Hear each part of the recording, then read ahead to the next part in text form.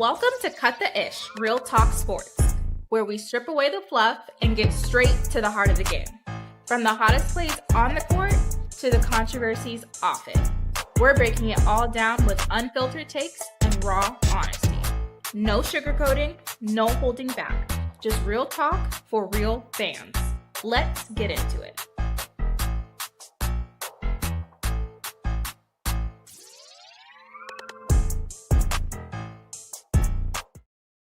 Hey everybody, how y'all doing out there in YouTube land? It's your girl Keisha, the host of Cut the Ish Real Talk Sports. I'm up here rocking with my girl, So Pretty Tony with Court Vision. Please go subscribe to both our channels. And as you come in the door, hit the like button. Please hit the like button. Please hit the like button. Hey, are we committed to coming up here for an hour and give y'all our takes on certain topics in sports world, especially the stuff that is trending? And I couldn't wait to get up here and talk this interview, this Team USA interview that got all people all in uproar. Basically, Tony, even though it was only a small smidgen of the interview, very, very small. There's some other great things in this interview from Angel Reese. So we want to dive into that. And we're also going to talk about the WNBPA's counter proposal back to the league of what they want in these CBA negotiations. At least the women have responded to the WNBA. And so we'll dive into the numbers a little bit in this hour. Thank you, Tony. How you feeling today? I'm feeling fantastic. You know, hey, what can I say? What can I say? It's Monday, but Monday, man. We you know how Mondays go. You know how that goes. Let's say hi to some of the people that get here early. What's up, Tulip Play? Jacob Perot. You rolling up here already talking stuff. Michael Pine. Thank y'all for right. Brian Lewis. What's up, chat? What's up, chat? Hit the like button. Hit the like button and also subscribe to our channel. What I'm gonna do, Tony, is we're gonna watch this Team USA Angel Reese interview in its entirety. We're just gonna stop it at certain points, talk about it, you know, and then interact with the chat. What up, ADP? Look, interact with the chat. Let them know your opinions are welcome here at Cut the Ish. At Cut the Ish. But yeah, it was a lot more to that interview than just talking about returning to her team. Right. But we're gonna let Angel do the talking. Let Angel come into the building. We're going to let her come into the building and we're going to react to Angel. Hey, what's going on, y'all? Yeah, I'm pretty sure. I don't know. I have to actually go look at the schedule, ADP. I am actually just getting myself up and ready to go do something because I was laid out. But that's neither here nor there. All right, Tony, you ready? Let's hit it. Ready to get our girl up here. We're gonna talk about Angel's interview first, and then we'll talk about the numbers and what the latest in the CBA negotiations. Ladies with the ladies have told the league they want. So hey, let's get into that. Let me move us to the side, Tony. Yes, and then I'm gonna bring up the interview. Hold on one second. Generation to your generation. Hold on. It started over. Okay, here we go. Hey, Angel. How are you doing? Good. How are you? Nice to see you. Nice to see you. So given all that Team USA has accomplished over the years and given the fact that, you know, the Olympics are 2 years away in Los Angeles, do you feel like that this moment, this training camp is sort of the beginning of the passing of the torch from the older generation to your generation? Yeah, I think Paige touched on it a little bit yesterday. It's like the young intern crew coming in. I think you have to you must give honors to the players that played before that are continuing to play. I've watched Sue and I've watched Kara when they were part of the USA team, and being able to walk in in their footsteps. I think it's something that's you don't take for granted. So I'm really excited to be here. I haven't done USA since I was in college, and then to be back here to potentially be on the senior team is really, really important to me. I've dreamed of playing for the Olympics and especially for LA because I want to represent this country well. So I'm really excited to be here and I'm really enjoying this moment. Thank you, Angel. Thank you. We'll go to Alyssa. Hey, Angel, good to see you. Hi, nice to see you too. Do you plan on returning to the Sky for year 3? I'm under contract, so yes, I plan on returning to the Sky, continuing to talk to Tyler, and building that relationship with Jeff and Tyler. Thanks. And then how's your back doing? Have you made a full recovery? Yeah. I recovered at the end of the season. I was all good. So just continuing to do recovery on my whole entire body, and figuring it out going into year 3. That was my focus this offseason, just being completely healthy, going into it, and just prioritizing this. Obviously, USA is something that I'm never going to pass up on.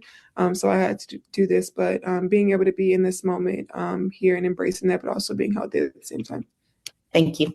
Thank you. We're gonna stop that, Tony. Yes. The first part of the conversation was just about her being super excited to be a part of the senior team for Team USA. You can hear it in her own words that this is an opportunity she definitely didn't want to pass up on, regardless of what was going on in with her professional team. She also talked about her, of course, it was almost like, I don't know if you can read her. I'm going to get your take on that. Her body language was almost like, well, yeah, I'm returning because I'm under contract. Yeah, like, why are y'all asking? I'm like, that's the take I got from it.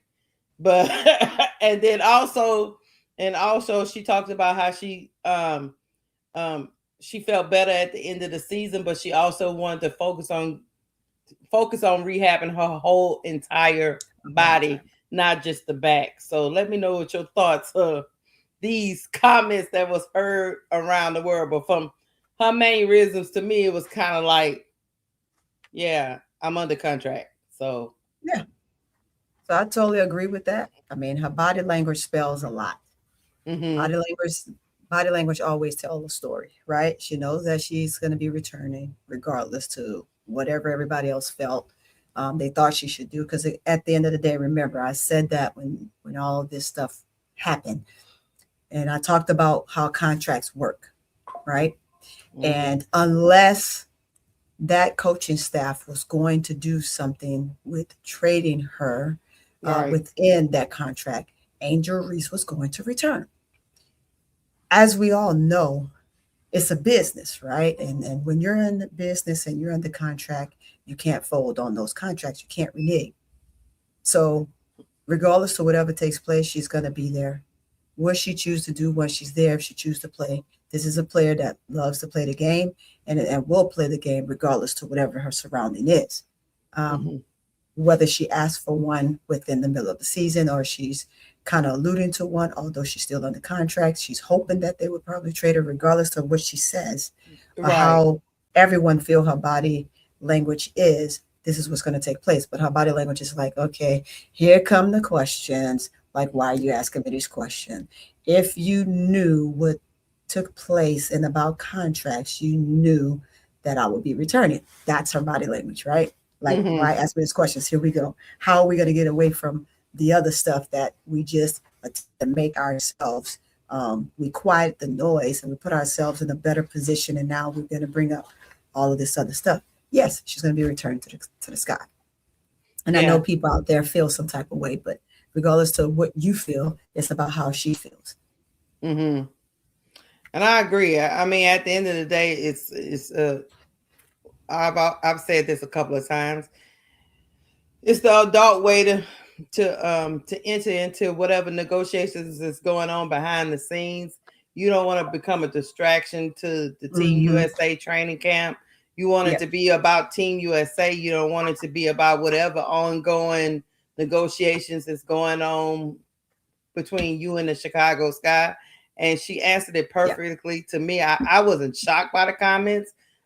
She answered it perfectly to me. She's a professional. She's a professional basketball player. I'm gonna say that again. She's a professional basketball player. And when you're a professional, you sign contracts with a team, and there are stipulations within that team. The team earns your right. They own your rights, and so therefore, right now, the ball is kind of in their court whether they want to keep Angel Reese in Chicago, which I think they probably do, because they want to milk her for everything that she is worth. Of course. But it's ultimately up to them whether they want to move on from Angel Reese and trade her. And I'm pretty much get the feeling that she's got a sentiment of, I dare you, trade me. You know what I mean? So yeah, I dare you. Go ahead, do what you need to do.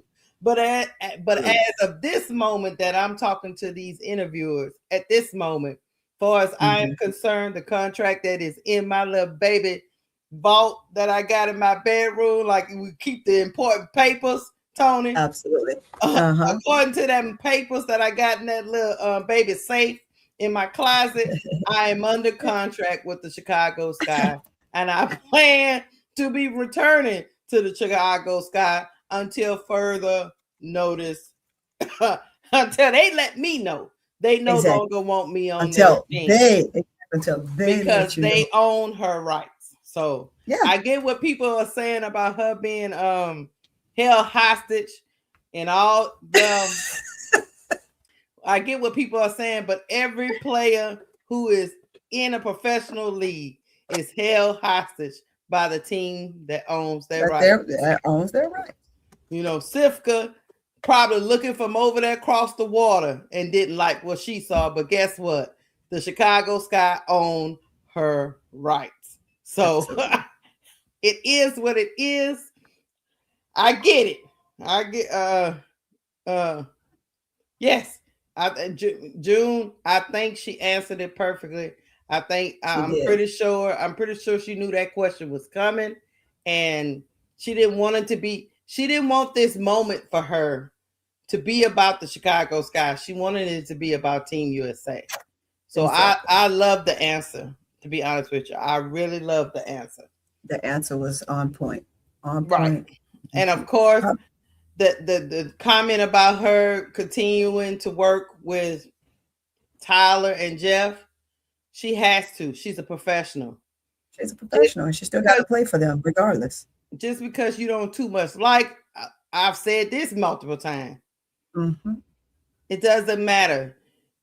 You could not like your boss, but you cannot go around the workplace forever acting like you ain't gonna talk to your boss. Absolutely. You can't. So you have to. Now, her conversations with them is probably professional.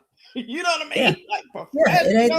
It ain't the jokey like it used to be, right? Because the dynamics has changed. The dynamics has changed, but it's professional, and we're in professional communication with each other, and that's it. So it is what it is. Let me play some more, y'all. We'll go to DJ next. Hey, Angel, DJ from Revolt TV. Just a quick question. You've led in business. You've also led on the court and been a leader. Can you talk a little bit about how you stay grounded and kind of shift gears into doing these business ventures and then stepping up to a large stage to play basketball? Yeah, I mean, I keep the main thing. Basketball is what got me here, and I'll never, ever forget that. Before the fame, I became famous because I won a national championship. So I'll never forget that. I mean, I think the benefits that have come with it have been amazing and great, and I'll never take it for granted, because I've been able to change my friends, my family, my life, and live the life that I want to live. So I'm really grateful. I'm thankful, but I'll never, ever forget basketball is what I love. This is my passion. But I also want to give 110% to this, like I give to modeling, like I give to business, like I give to my podcast, like I give to everything else. Because if I don't put my first foot forward for everything, and my effort for everything, I think it's pointless. Thank you so much. Thank you. Hell yeah. Andrew? Thank you very much, and good to see you again, Angel. Angel, I want to ask about you and Paige in terms of your recent Oreo collaboration. In terms of your teammates this week, who has said which has been their favorite version, the Reese side or the Oreo side, as well as how would you rate Idris Elba's basketball skills from your acting with him? Yeah, for the first question, yeah, me and Paige being able to do that collab with Reese's and Oreo. I built a relationship with Reese's over the past couple of years because of my last name, and then Paige PB. I think it makes sense. So being able to come together as two great players of the youth, I think this generation loves both of us, and we're just young talent. Being able to bring that off the court, I want to continue to normalize that. Like we can continue to make big moves, work with big brands, and still be great basketball players as well. Chelsea was asking us, did we bring them? So I think Paige has some in her bag, and she's going to try and let the people to see what they like. But I like both. I mean, you eat it with the Oreo is on top, so you kind of take the first bite and you taste like the Oreo. But I think it's a perfect mix, and like me and Paige, perfect mix. Idris, he was just messing around when we were doing the movie, so I don't know his real basketball skills. He's great in soccer though. Like he's a great soccer player, and he's invited me. I'm actually going to London in January, so hopefully I get to see him again and link up with him. But yeah, building a relationship with people like that. I mean, Idris was like my favorite actor ever. He's my favorite movie by Idris is Daddy's Little Girl. Like top line, I can watch that to this day. So being able to like be in the same rooms as these iconic people is just something I'll never take for granted. I'm gonna stop it there. That's a lot. The first topic was she acknowledged that the reason why she is here is because of basketball, Tony. And basketball will always be at the forefront of whatever she's doing. And also she acknowledged something I acknowledged a couple of streams ago. I got people depending on me. I can't just be out here throwing temper tantrums and mess up what we got going on. Then they get into the collab. That leads into the collab with Paige and being the next icons for this sport going forward. What you think? I love the way she responded. I mean, it's great. I love the questions, to be honest. They were the right questions to ask, and it was perfect. I think that part of the interview was amazing.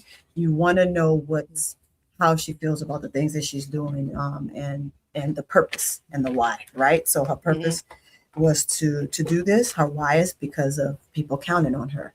So you have a number of things that's going on in here, and you want to use that to your advantage as a reporter or someone that's just in the room asking questions, because those are the most important things. Those are the things that really, truly should make sense and be the forefront of what we're talking about when we talk about Angel. It shouldn't be all the other things, right?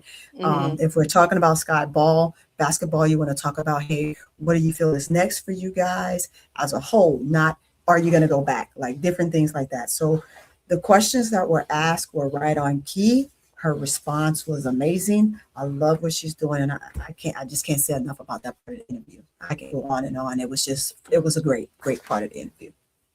I agree, and I can't wait to try Oreo and Reese's. hey, look, I know you're going to try beforehand, but we need to, when I come there and we go watch the game, we need to try it and put it on live when we tried it.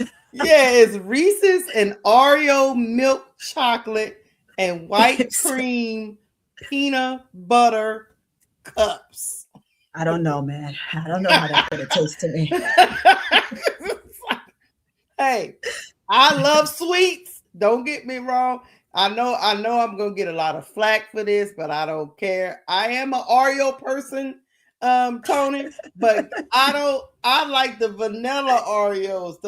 Are y'all gonna disown me because I like the vanilla Oreos? We're not gonna disown you. No, we're not gonna disown you. Hey, yeah, as long as you like Oreos, it doesn't matter the flavor. I like Oreos, but I like the vanilla ones. I don't, So I am struggling to understand Reese's, Oreo milk chocolate, and white cream buttercups.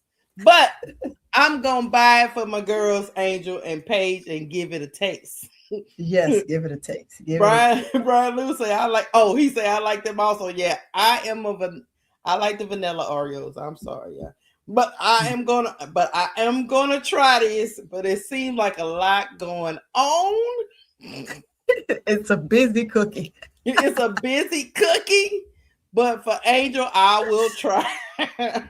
Look, baby girl, Angel, look, we will try it for you. Look, you can get us to do things that we probably would never do. Now the young people like my daughter, she's like, oh no, mom, it's a lot of flavors. You're gonna like it. And I'm like, okay. Oh, she tried it. She was just like, no, she ain't tried it. She just looking at it like peanut butter, Oreo cream, and Reese's. It's gonna be good. I was like, okay, I'm just okay then. Yes, it's amazing. And she say I'm too plain, you know. What she get the money, me. Get the money. All right, let me get it. Thank you for the super chat.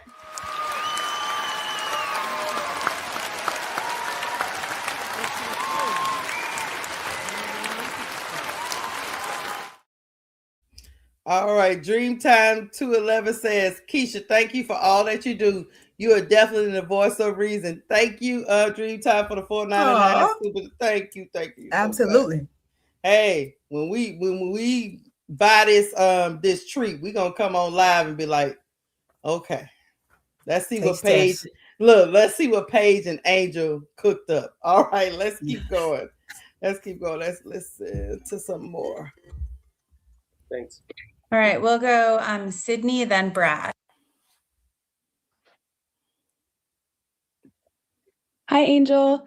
With the CBA negotiations going on, how are you approaching preparing for next season and navigating your off season while these negotiations are going on? And how closely are you following along with everything? Yeah, I'm really close. I think it's really important for this generation, especially for me in my class and going forward. I think it's important to be really involved. I think everybody's very intentional about what we want. And I think the players in WNBPA has done a great job making sure we're all together. We're riding together on everything. So I'm preparing for a season like everybody else is. But I mean, we have to come to a negotiation. It's really important for us to come to a common ground that we can all agree on. It's all fair and everybody benefits from it. Mm-hmm. Thank you. Brad? Yes. Hi, Angel.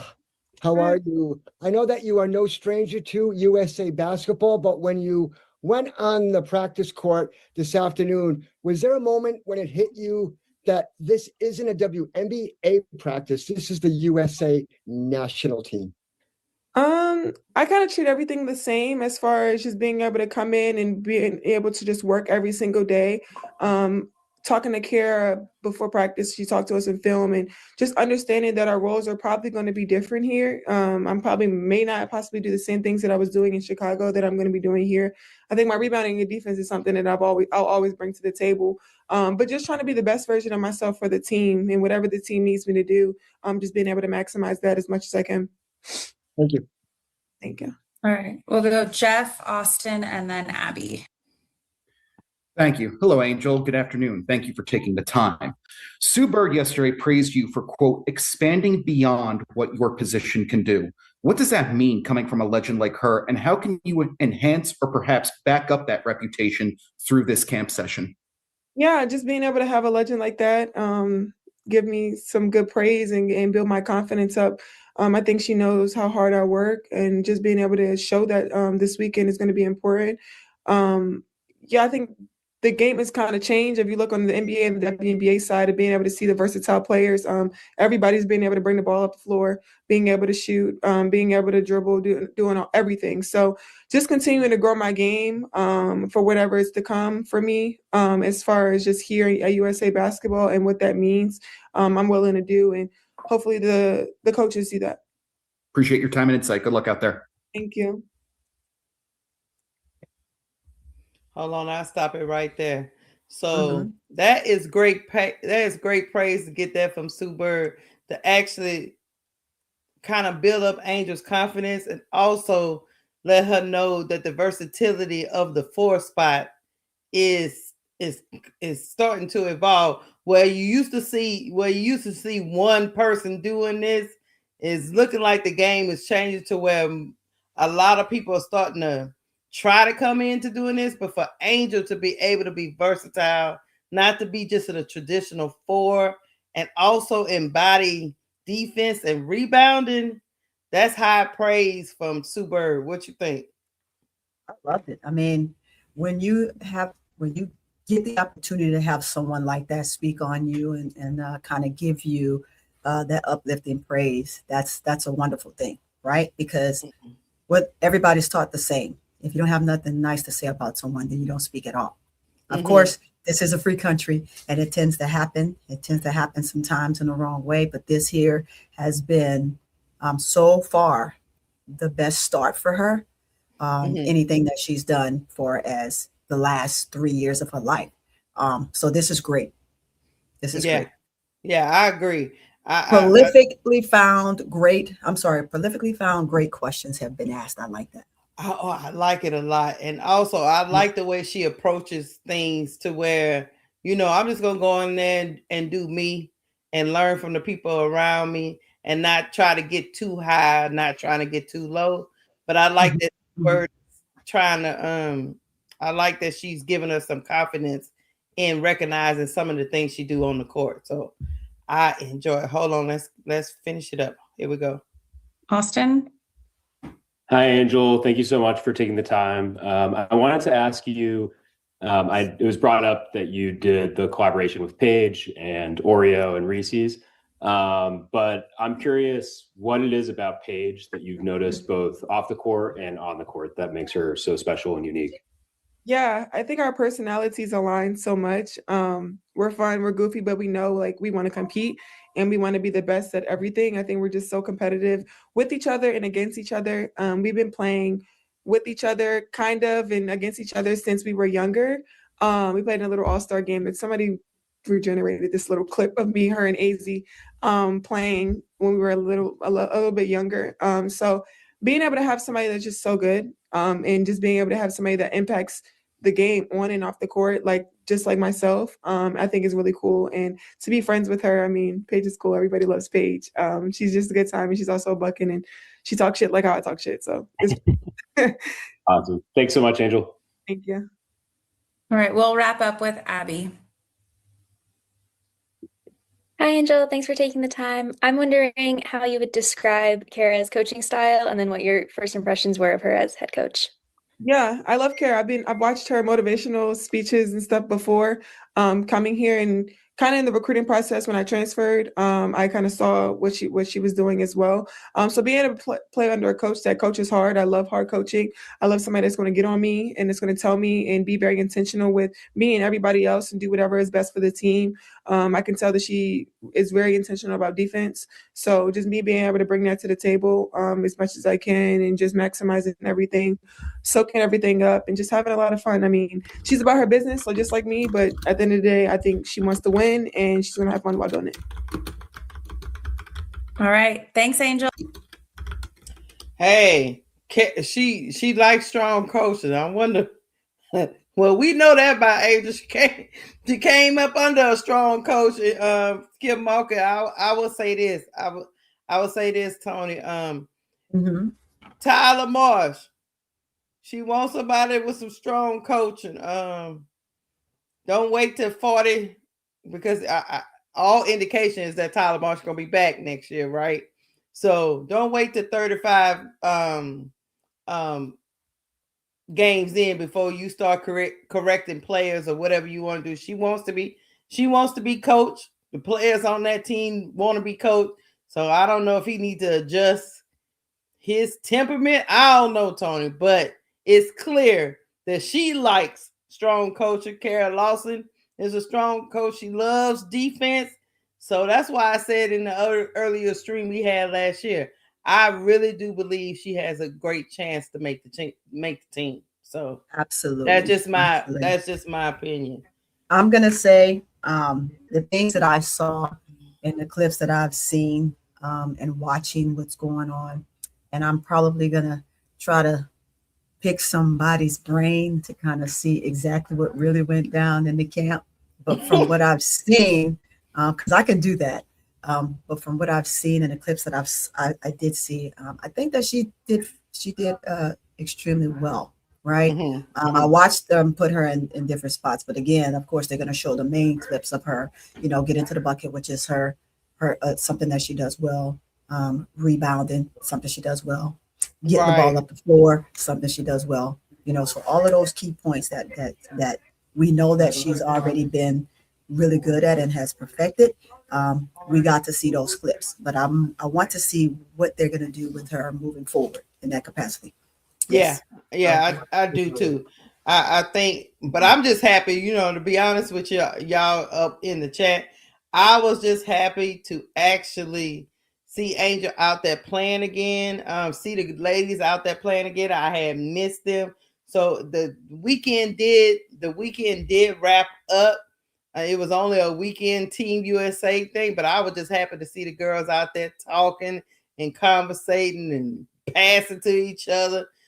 People was online talking about world peace when they got a one clip of Caitlin passing to Angel, but it looked like it was a whole. And then there's another clip of Angel and Sonya Citron getting in some work too, and people was just clowning Chicago Sky like, you see what you passed up, Chicago Sky?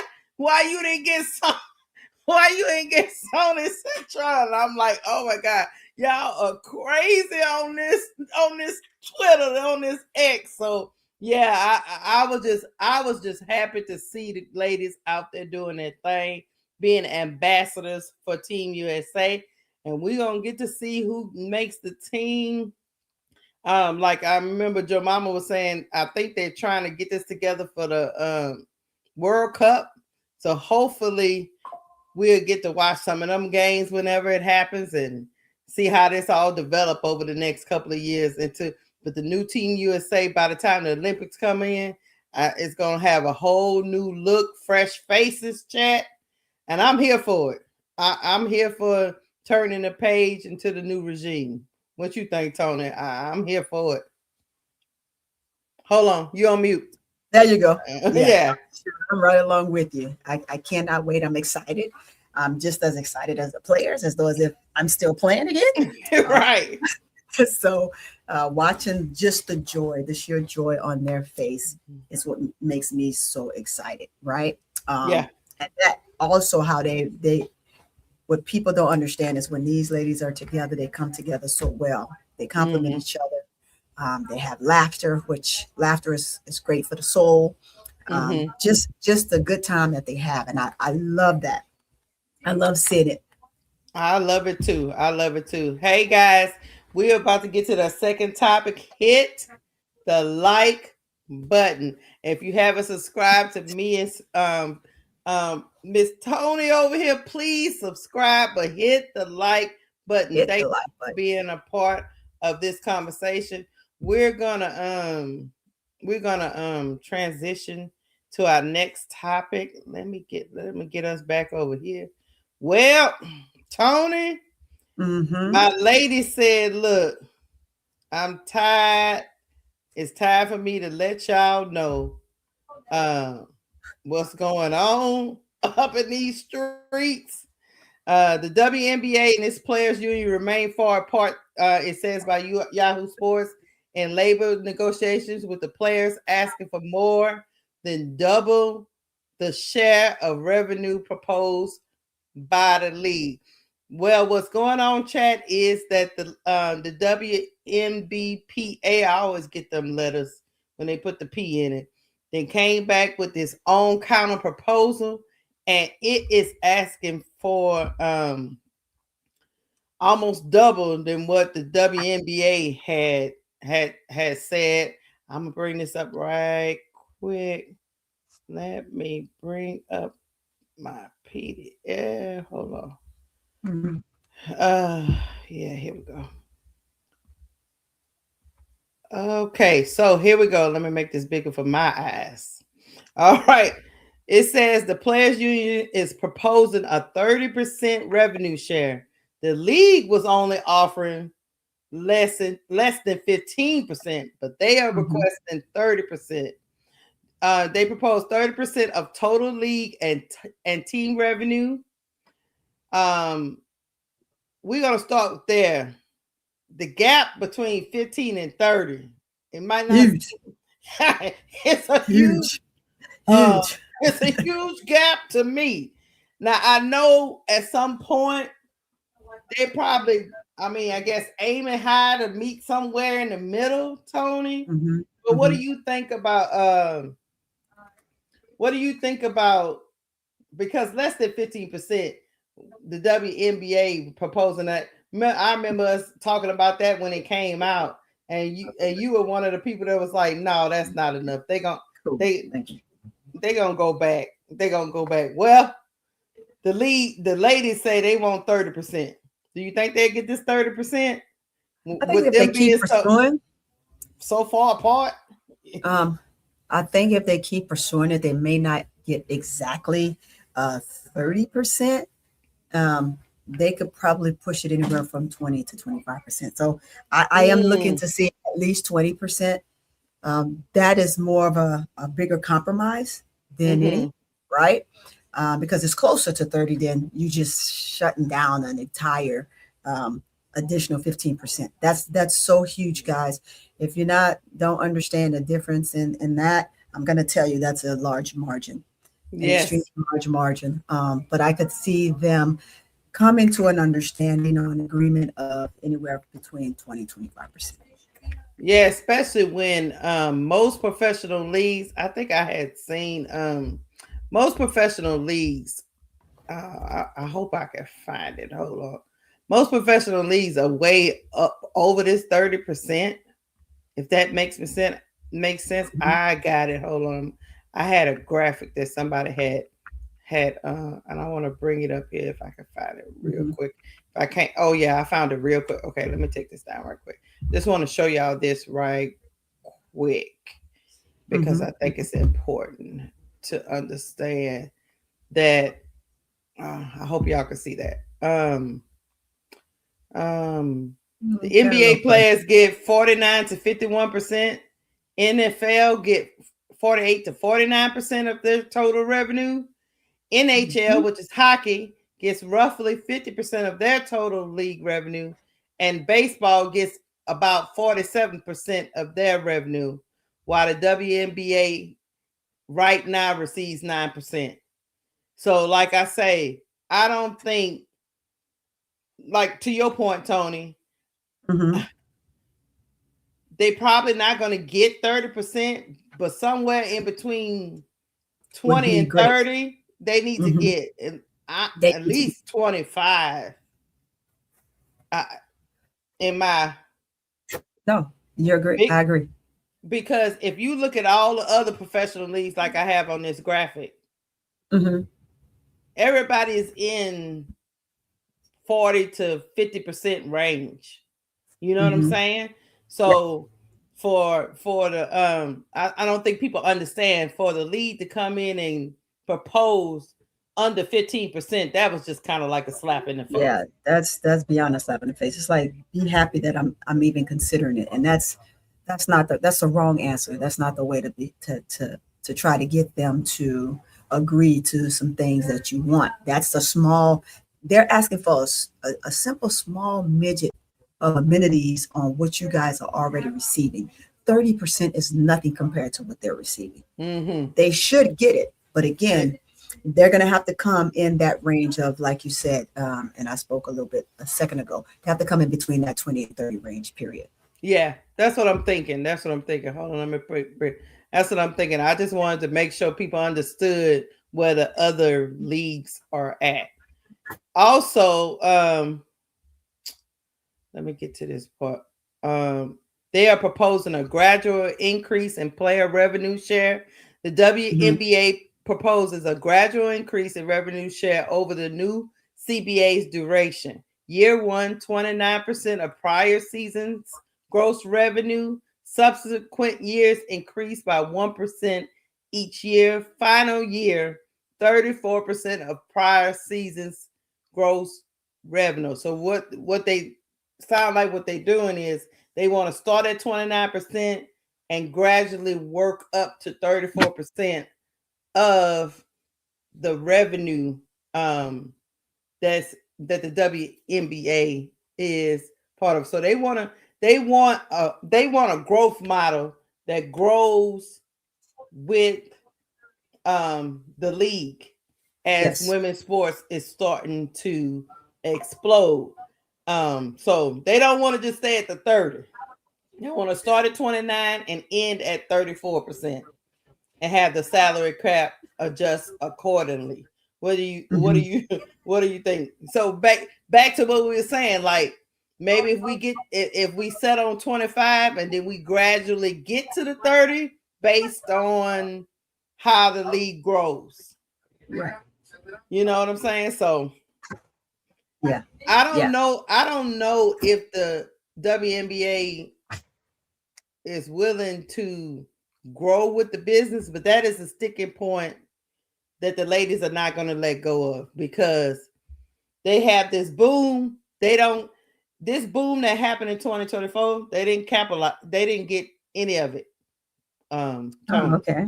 You know what I mean? So now they're trying to make sure they can grow, that the salary cap grows with the revenue that's coming in from the league. So I think that's going to be a part of whatever.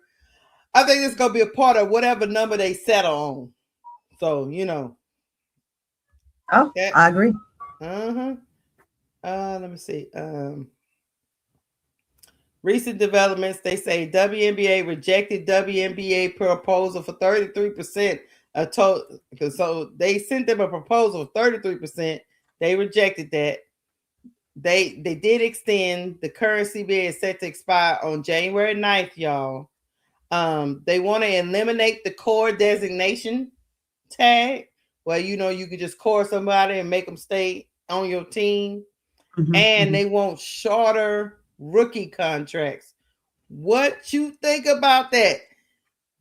A rookie contract shorter than 4 years. See, we think about our girl Angel Reese. I don't know if it didn't say what they want to shorten it to, but I'm thinking about either 2 or 3 years. Yeah, it's almost like you holding a player hostage in a sense. Someone said that earlier. I don't like 4 years as a rookie that you are stuck with that team regardless. Yeah. And usually the team is not a good team. Hence, that's why you're a top pick going to them. But 4 years, it seems too long for me. I think that is a great point for them to give the ladies some wiggle room in being a rookie. I mean, what do you think? Do you think 3 years is a better number, or you think 2? See, 2, I don't know. I just know 4 years is too long. So I'm going to say this. I would say 3, but the reason why I wouldn't say 2 is because sometimes that first year you're trying to figure it out, right? And then that second year you kind of get in your groove. But if you're there and you're the leader of your team, it hurts that particular player. But other players, it just affords them an opportunity to kind of get in the groove of the team that they're playing with, gelling, getting better. That third year should be a key, intricate part, right? If things do not pan out, they either lose that contract and then they're out of the W if no one else pick them up, right? Or they're able to be a free agent to go to another team that is willing to take them or put themselves out on the market or stay with, or give themselves the opportunity to stay where they're at. So I do believe in 3 years, not 4. 4 is too long.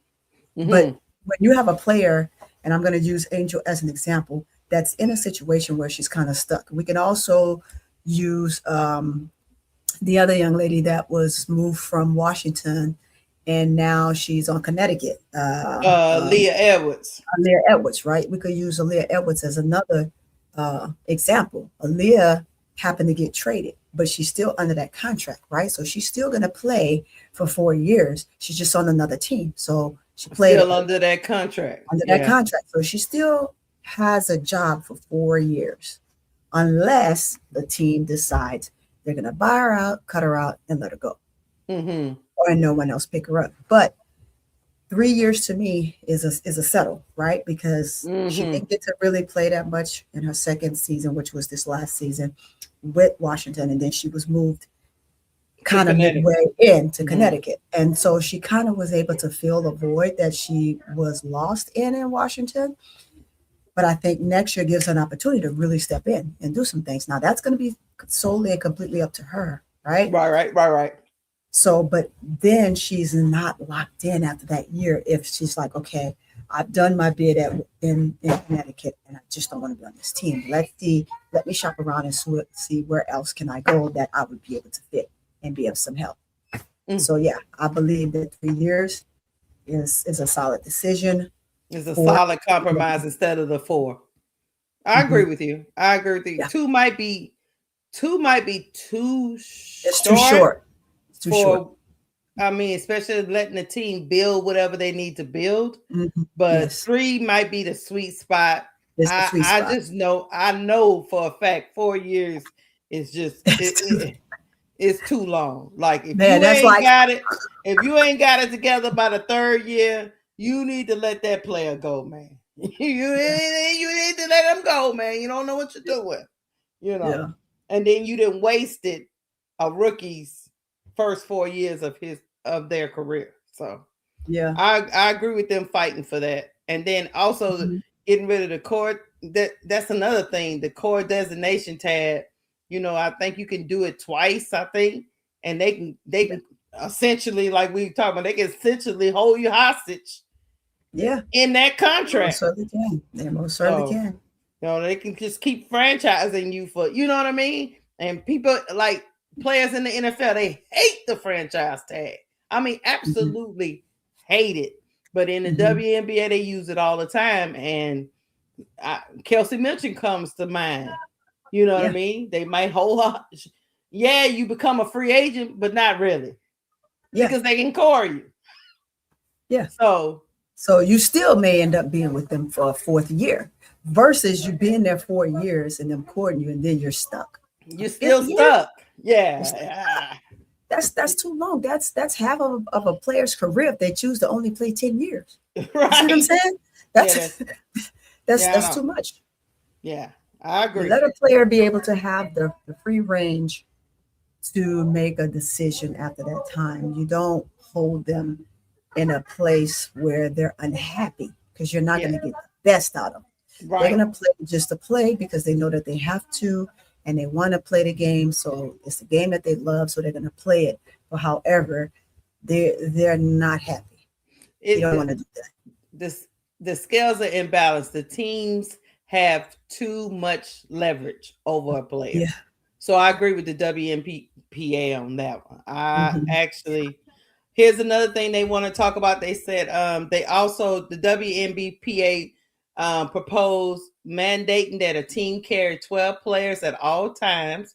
Currently, it's 11 and 12. Allow teams to sign up to 2 additional developmental players. Yeah. Those developmental players will receive a stipend and can appear in up to 10 games per season, paid a prorated minimum league salary, and receive full benefits. So they are proposing that each team has to carry at least 12 players and also expand the roster spots to at least add 2 more that are developmental players that can be kind of called up and play at least 10 games during the season. What do you think about that? I mean, hey, more spots for these ladies. I think they, you know, because the Unrivaled kind of got this developmental pool of players. So I'm thinking they was thinking like, you know, some of the Deja Kellys of the world, the ones that are not on rosters, they can actually get the development that need, and then the team might find a diamond in the rough if they open up these 2 developmental roster spots. What you think about that proposal? So I agree. I definitely agree with that proposal. And again, like you said, with that proposal, it also gives teams the opportunity to have players available should someone get injured, and your bench doesn't look so scarce, right? At one time, you've had teams that have had 4 players injured at a time. Yeah, the And so your fever comes bench to is so mind. scarce. It's crazy. Yes.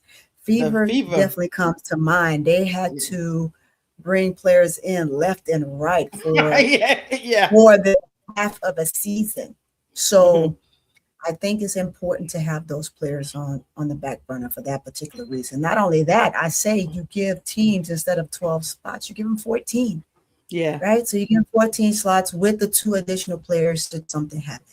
And you make them positional players, right? They're positional players.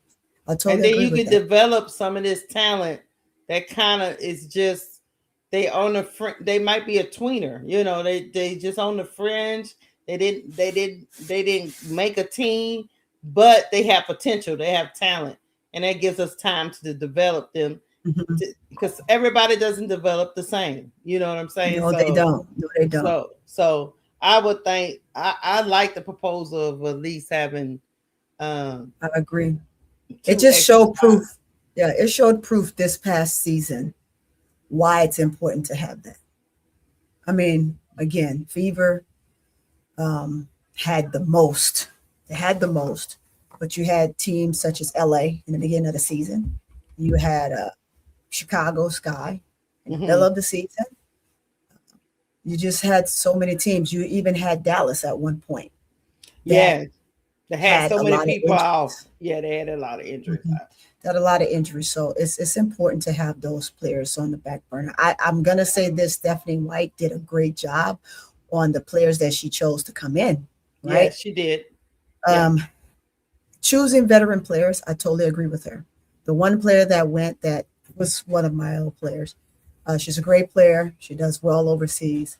But again, when you're making decisions to get your team to the playoffs and you're shooting for that spot, you typically truly just don't have time to develop someone at that time because you're way too deep in the season to bring someone in to develop them, right? So having the 2 additional players, now you say, okay, either bring her back or put her as one of your developmental players. Developmental players, in that two player decision in which they're asking for. So that's great because then now you have somebody there. I agree. That's AC shots out says, so Keisha, what if the player doesn't get it after the first? I'm thinking after the first 2 years. Remember we was having a discussion about how long should the contract be? Should you just get rid of them? That's why I think 3 years is the sweet spot. But it's the sweet spot because that first year sometimes it's just if they're not given the opportunity, right? You saw them as a player that's good enough to be on this roster. But you just didn't have the time to really spend and develop them the way you want to. But they're on the team and they're allowed the opportunity to be able to get some games in, reps in, gel with the team, understand what the coaches are looking for, and work on it in the off season because now they have all the time in the world to work on whatever it is they need to do. That's that first season. You have that second season where they're coming in, and now you should, as a coaching staff and as team members, be able to have great confidence in that player that you chose, right? Because now they have a year under their belt. They have the summer or the season off where they worked on their game. Now you've given them an opportunity to be a part. If they can't work at that point, or you're still trying to figure it out, 3 years, that last year, you can either figure out a way if you want to keep them, right? Or you want to go ahead and let them, trade them to another team and see if maybe another team is a better fit and now they'll get the best out of them. Or you just have to, at that point, let them go. Yep, I agree. That's what that third season is for, because you can say that it's guaranteed, but technically it's really not guaranteed. That's just like the 4 years, right? The players have the 4 years, but that 4th year, if that player isn't giving you anything, they have the right to cut that player, let that player loose. Let the 3rd year actually be the option because it's put up or shut up time. But your players that are really, really good, they should have the choice to be on, to negotiate with the team they want to be on. So yes. I would say that. All right, let's keep. I agree. Now they also are proposing, the WNBPA is, the players are, they're proposing to increase the number of games to 48 per season, up to 50 games in an 18-team league. Option to play even more games than the union's proposal starting in 2027. Option to open training camps in mid-March. Mm-hmm. So basically what they're saying is they want to expand the how many games they play, and also open the training camps in mid-March, because not everybody is a part of March Madness, but soon as they come out of March Madness, the training camps for the teams will already be going on, is basically what I'm understanding from this. Yes. Do you think the ladies should be playing more games, Tony? Do you like 48 games? I'm gonna say yes. Okay. I say yes, right? I know people was like, well, look at what happened this year, and a lot of players got injured. It's just one of them things. More games extend the season. You extend the season, they get paid longer. They get paid longer, they have a better way of surviving out there in the real world when the season is over and they don't have a contract and they're not getting paid and they have to go look for other jobs and they have to do all these other things. But yet we want them to be able to have the freedom to just work on just their game when they have to have a job. And, you know, of course, you maximize your 24 hours, right? In order to maximize your 24 hours, regardless to what you're doing, you still got to get in the gym, you still got to work. I understand all of those things. But more games with, just like the NBA does, your stars aren't being worn down in all of those games. It gives the other players on the team an opportunity to really and truly play. Yeah. That's what I see. And that's why I would say yes. Mm-hmm. And then if you open up the training camps a little bit earlier, even some of the top players in the NCAA are going to still be playing in March Madness. Mm-hmm. But the ones that are not will get a chance to get the flow and the feel of the team there. And the teams get to see their skill set and all that stuff. So I like it. 48. What they play this year? They played what, 42? 44? It was 42. It was 42. Is it 42? Okay. So it's like 42. 6 more games. I don't look.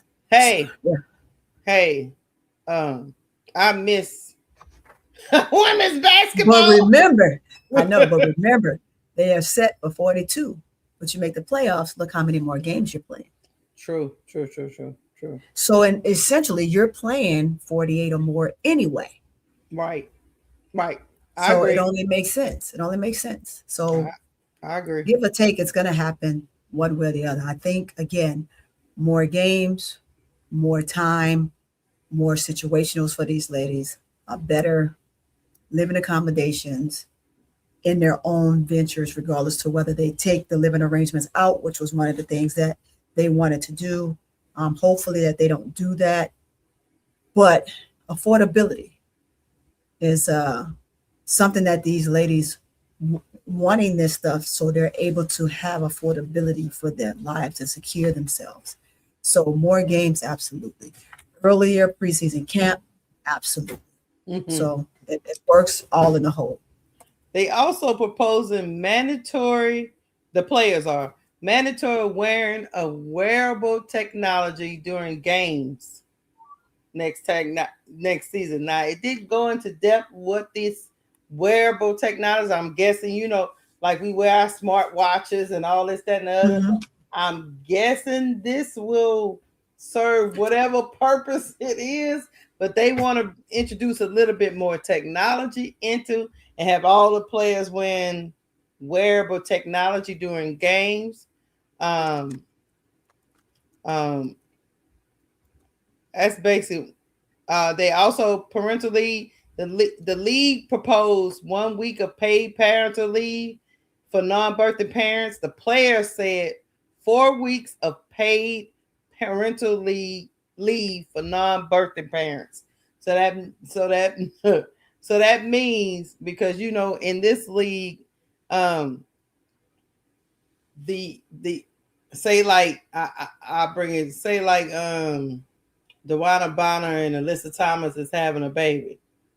Mm-hmm. Well, the league is saying, say like DeWanna Bonner is having the baby, physically having the baby. They want to propose Alyssa Thomas only gets a week. And the players is proposing that the parent that's not birthing the child get 4 weeks. What do you think? Well, at my job, I'm just gonna say my job.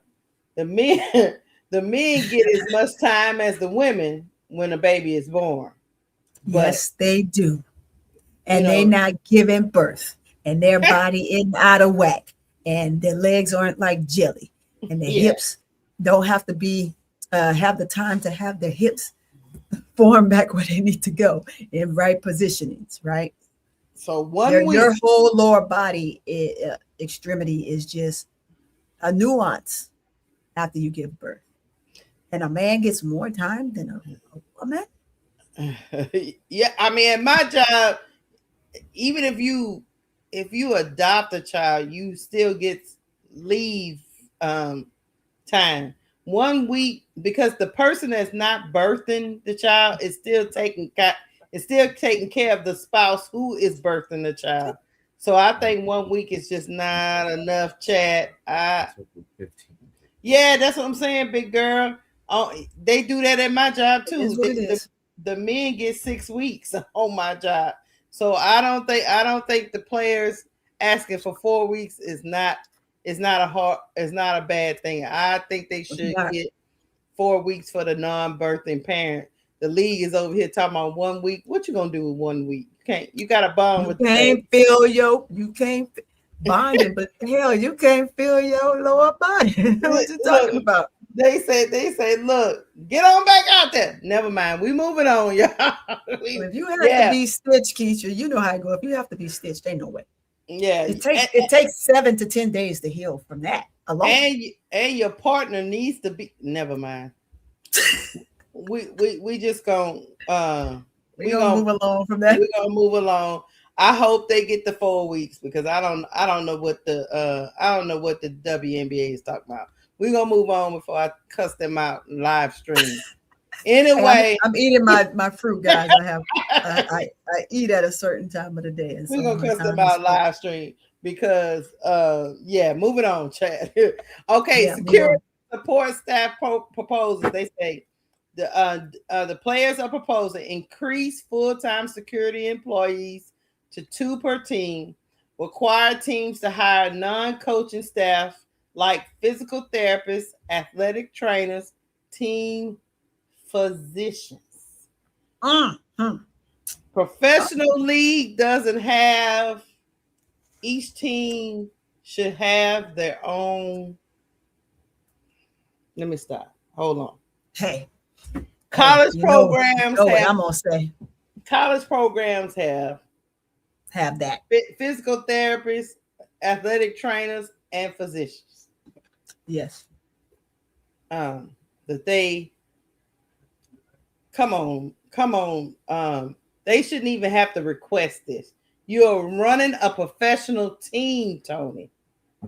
Each team should have a team doctor, athletic trainer, and physical therapist, because they are taking care of athletes.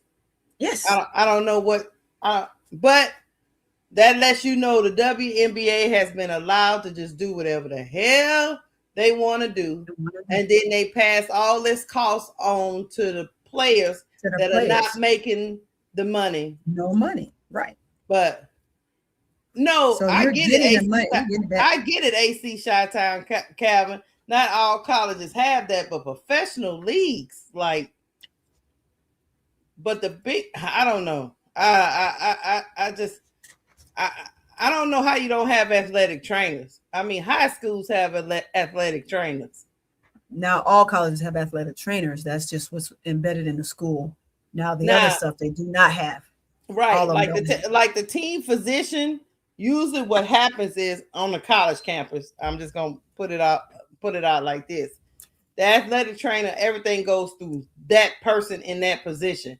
They refer you out to whether you need to see a doctor, whether you need to get x-rays, whether you need to get mental health. They run that whole medical program. At least they did when my daughter was going to college. Their athletic trainer took care of all that for them.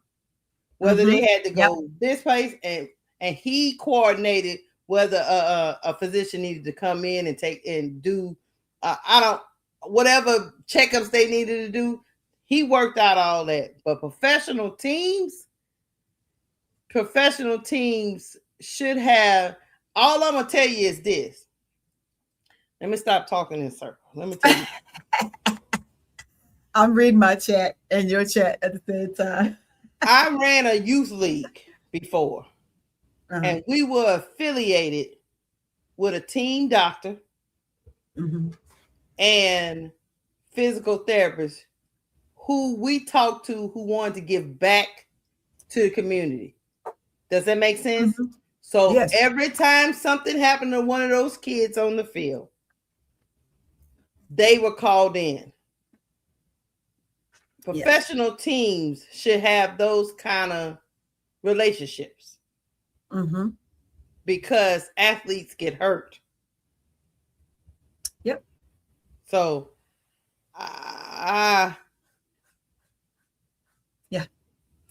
I'm going to say this. I'm going to say about the physical therapist and team physician. I get it. That's, the NFL makes a whole bunch of money, but every team should have an athletic trainer.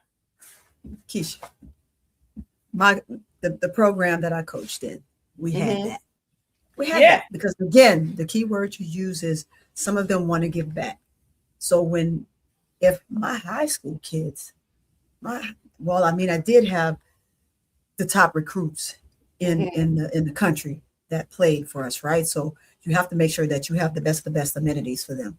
Yes. But at the same time, if a high school program, not a school itself or just a program for high school athletes, can figure out a way to do it, why can't the W figure out a way to do it? It's super simple. I'll give you an example. My son, speaking of high school, there was a recovery and wellness place that will open their doors on Sundays because they were affiliated with them for them to get all their treatment, their cryo, their massages, their the hydrogel, all that stuff was for their team at a specific time that was all scheduled by their athletic trainer. And again, like you said, it depends on who you have. Each week that they played. Now, who paid for all that? I never got into the middle of all that. But I'm just telling you, they wanted to make sure those kids recovered for the next week. But hey, if I was the players, they have to, at least every team needs to have an athletic trainer. Yeah. At least. I get the other thing. We might not be to the point to where we have a team physician on staff. I get it. But you should have some affiliations where you work that out. So let me go. Then they propose players receive up to $500 per month in reimbursement for out-of-network mental health services. Only $500? Yeah. Hey, they just need some benefits. I'm sorry, I did. I get that at my. Never mind. We both gonna digress on that one. We just gonna digress. I don't know what else to tell y'all. And then for retirement benefits, they are proposing one-time payment for former players with a certain number of years of service, reimbursed up to $1,500 annually for physical exams for retired players. 4+ years of service, no current health insurance. Okay. The league is remember that's something that they talked about Angel mentioned that as one of the big things that, like she said, she want to help. When she was talking about all this her first year, that's what she was mentioning. And Swoops mentioned it a lot too. And then some of the other players start coming out and saying the same thing on the things that they don't have that they should have. They say league proposed health screening program and key events. What is that, Tony? Girl, that's BS. That's why we about to get up off of here, y'all. Because it just, you can read this all day and half of it just don't make sense because it's things that they should already have. Yeah, I mean, like, okay, well, all I'm gonna tell you is, if it was me, Tony, I wouldn't budge. I wouldn't budge on at least having an athletic trainer. I wouldn't budge on taking away that core, that franchise tag. I wouldn't budge on the leave from when you have a baby, and they have to come up with some type of plan for retired players. So absolutely. And key on all those points, Keisha. Yeah, it's key like, on all those points. Yeah, I don't know what else to say, but yeah. So and then they asking for 30%. That's why they like, hey, y'all don't give us nothing. So I mean, yeah. What do you expect, right? And then you want to get mad at us? Are you crazy? Big girl say, I wouldn't budge on anything. That's big girl. Big girl said she would just tell him, look, I want it all, and that's it. Reading this and going through this, Keisha, they're not really asking for nothing. They're really not asking for nothing. Those are things that they're supposed to already have. They're not asking for anything extra. Yes. I'm looking at this, and every time we read the new negotiations and what the players want versus what they already have, it's nothing new. It's nothing that they're asking for that they shouldn't already have. Yeah. Yeah. And if you don't have, never mind. Hey, we about to get up out of here. Ladies, key fight. Don't fold. Key fight, baby. Don't fold. Don't let them trick you. Don't let them put you in a trick bag. I know some people is like, no, we just want basketball. We just want basketball. Now I get it. I want basketball too. But these ladies cannot continue letting the WNBA operate in this manner. Certain standards need to be set for each one of these teams, so they cannot take advantage of these ladies. And if you can't provide these certain standards that is given to most people that work a regular job, then these owners should not be owning professional teams, y'all. That's right. I don't know. I commend them because I don't know how they were able to do this long without having any of those things. I don't know what else to say. So right. It is what it is, but I don't have nothing else to say. Yeah. And these owners that are fighting against this, it's time to get them up out of the WNBA because you don't. Yeah, stop holding on to that money. Yeah, you don't. You get paid enough. Yeah, it's like you get paid enough money. So hey, they want 30%, chat. That's what they want. They want 30%, and it's not too much to ask. And women are still getting paid less than men in 2025. Mm-hmm. Hey, y'all, go ahead and hit that like button if you already haven't. Hit the like button. Hit that like. Yeah. Hit the like button. Go over to my channel and hit the like button as well. Big girl said maybe this will force Chicago to sell. Hey, if they would just embrace the future, big girl, talking about the WNBA, it will force some of these bad owners out. Because if you're too cheap to give basic benefits, thank you, then you don't need to own a team. It's simple as that. Absolutely. So you either gonna step up to the standard or you're gonna get out of the business and sell it to somebody that know how to run a professional athletic team. Exactly. So Hey, thank y'all for rocking with me. We went over a little bit, but it was Appreciate a lot. We had a lot of points to cover. Thank y'all for rocking with us. Keisha, who's the better audio says? Here we go. I'm not messing around with you, Tula. I'm not messing. That's a conversation for another. Who asked that question? Oh, Tula Blake. That's a conversation for another day. Thank y'all for rocking with us today. Hit the like Thanks button. for coming in, you guys. If you haven't subscribed to So Pretty Tony, her channel is right at the bottom. Please subscribe to Court Vision with So Pretty Tony. Please subscribe to me at Cut the Ish Real Talk Sports. Thank y'all for rocking with us. We out of here. Bye. Toodles. Toodles.